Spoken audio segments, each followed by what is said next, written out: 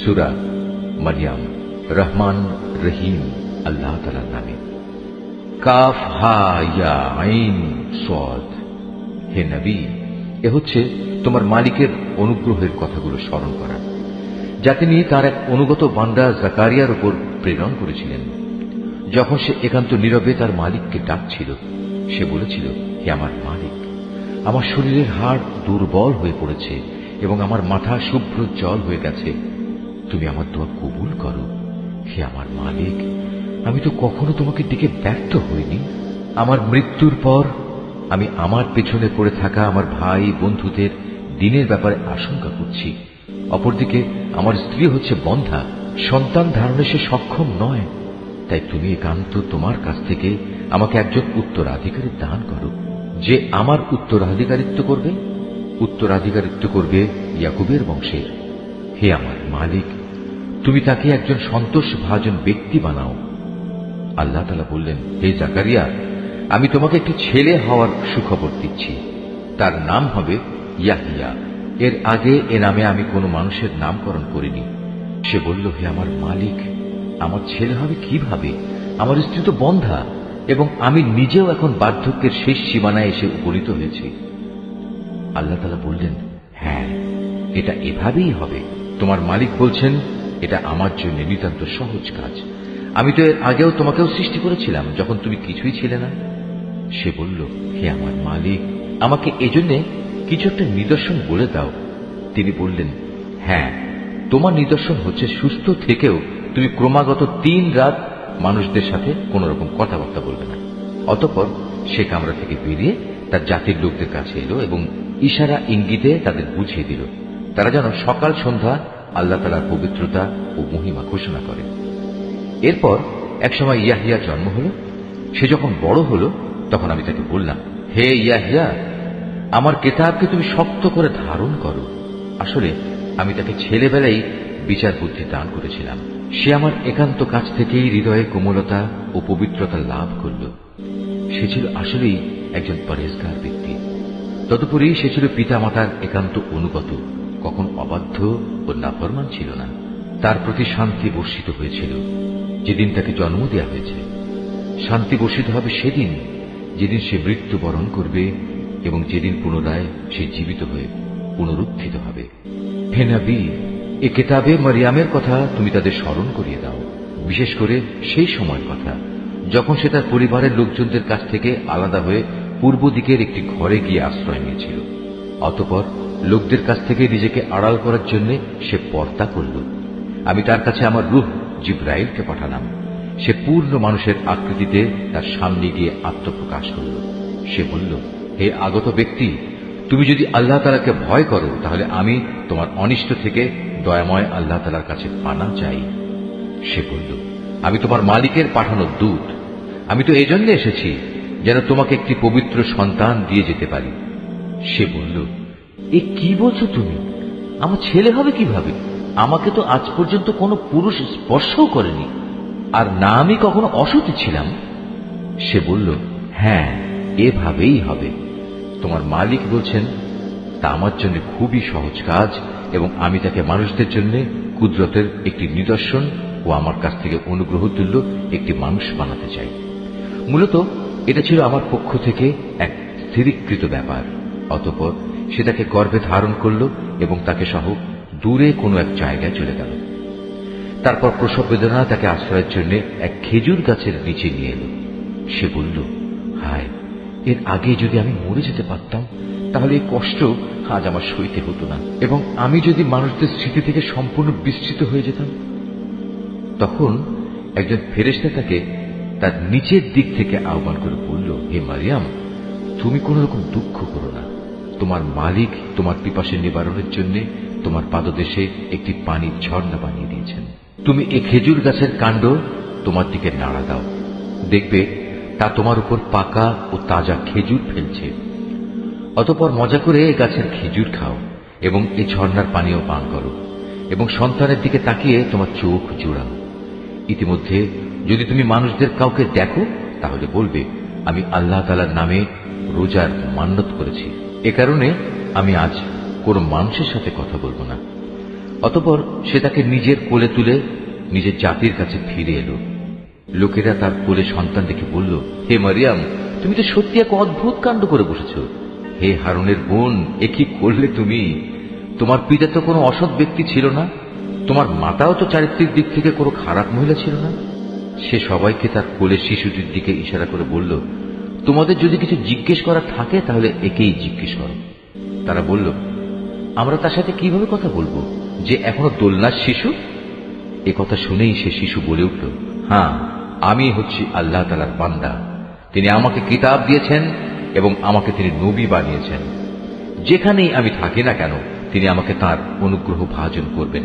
তিনি আমাকে নির্দেশ দিয়েছেন যতদিন আমি বেঁচে থাকি ততদিন যেন আমি নামাজ প্রতিষ্ঠা করি এবং যাকাত প্রদান করি, আমি যেন মায়ের প্রতি অনুগত থাকি।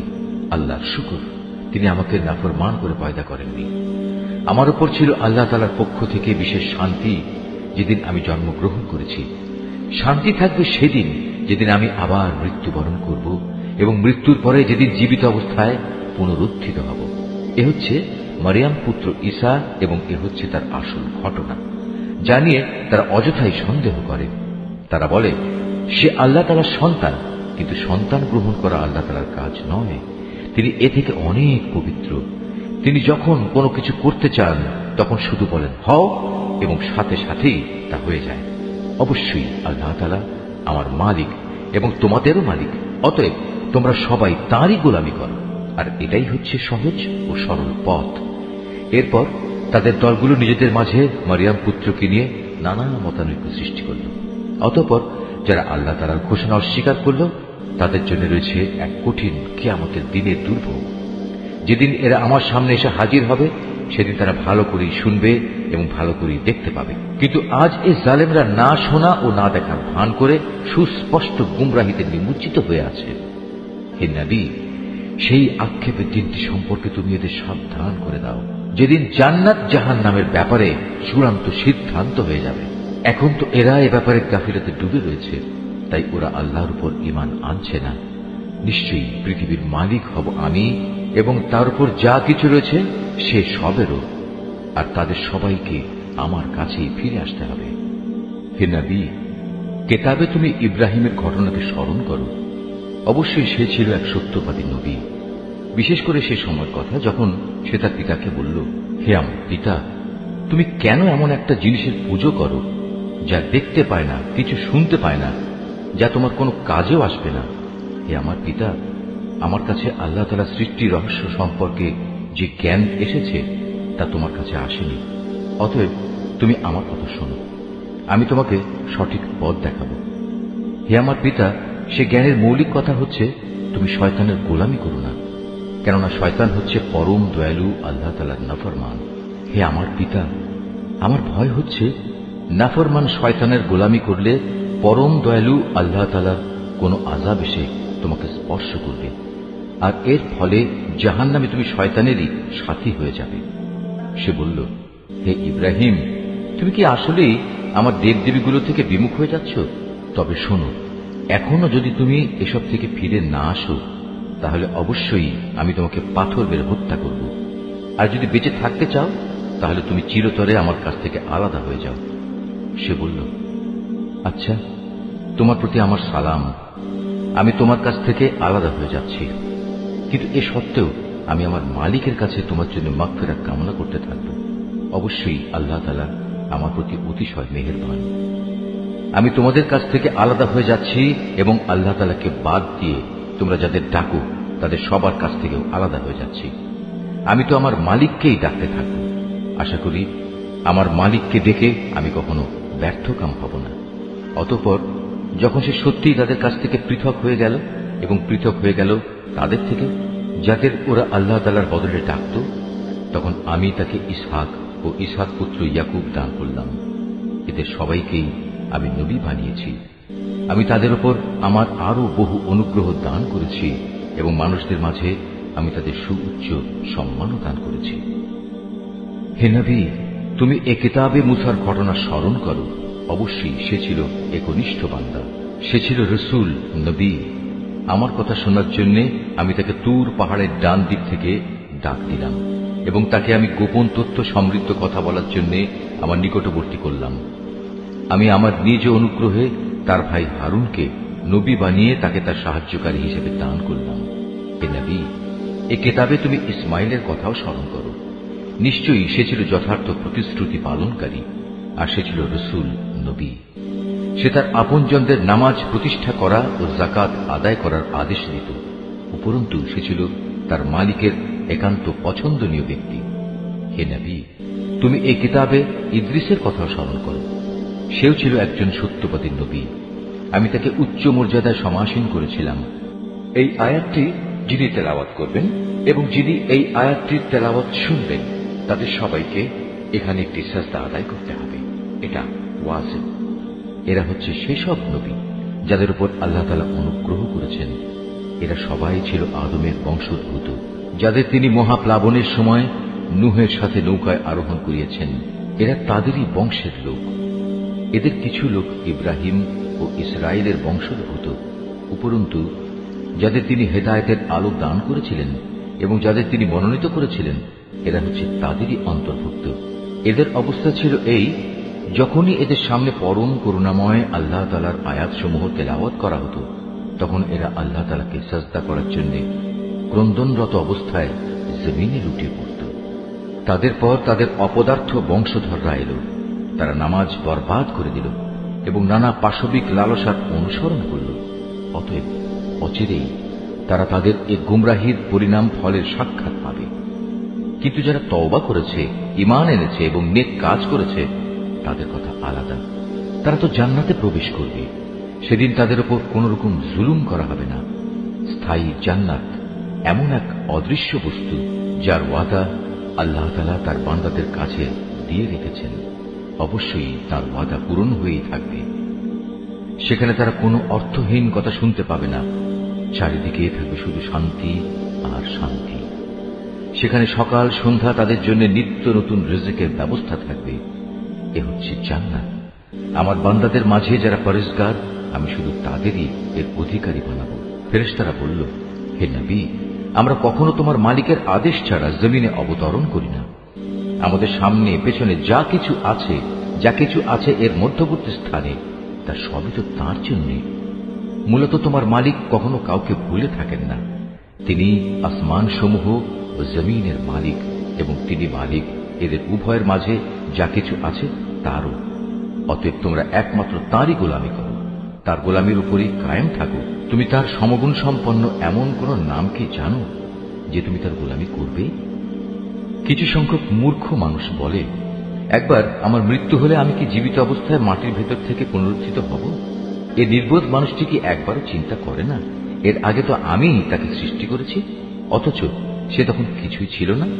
অতএব তোমার মালিকের শপথ, আমি অবশ্যই এদের একত্রিত করব শয়তানদেরও। অতঃপর এদের সবাইকে হাঁটু গাড়া অবস্থায় জাহান্নামের চারপাশে এনে জড়ো করব।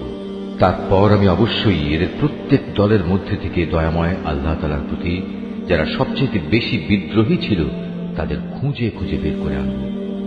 ওদের মধ্যে যারা জাহান্নামে নিক্ষিপ্ত হবার অধিকতর যোগ্য, আমি তাদের সবার চাইতে বেশি জানি। জাহান্নামে তোমাদের মধ্যে এমন একজন ব্যক্তিও হবে না যাকে এর উপর দিয়ে পার হতে হবে না।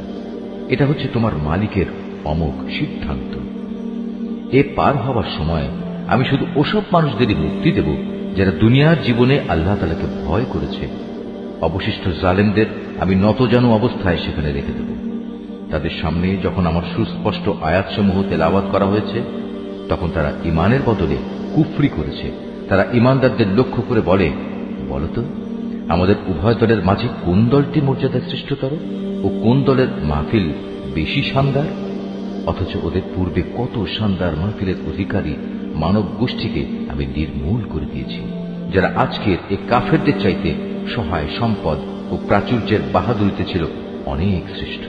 হে নবী, এদের বলো, যে ব্যক্তি গুমরাহিতে নিমজ্জিত থাকে তাকে দয়াময় আল্লাহ তাআলা অনেক ঢিল দিতে থাকেন, যতক্ষণ না তারা সে বিষয়টি স্বচক্ষে প্রত্যক্ষ করবে। যে বিষয়ে তাদের সতর্ক করা হচ্ছে, হয় তা হবে আল্লাহ তাআলার শাস্তি, নতুবা হবে কিয়ামত। তেমন সময় উপস্থিত হলে তারা অচিরেই এই কথা জানতে পারবে কোন ব্যক্তিটি মর্যাদায় নিকৃষ্ট ছিল এবং কার জনশক্তি ছিল দুর্বল। এর বিপরীত যারা হেদায়েতের পথে চলে, আল্লাহ তাআলা দিন দিন তাদের হেদায়েতের পরিমাণ বাড়িয়ে দেন।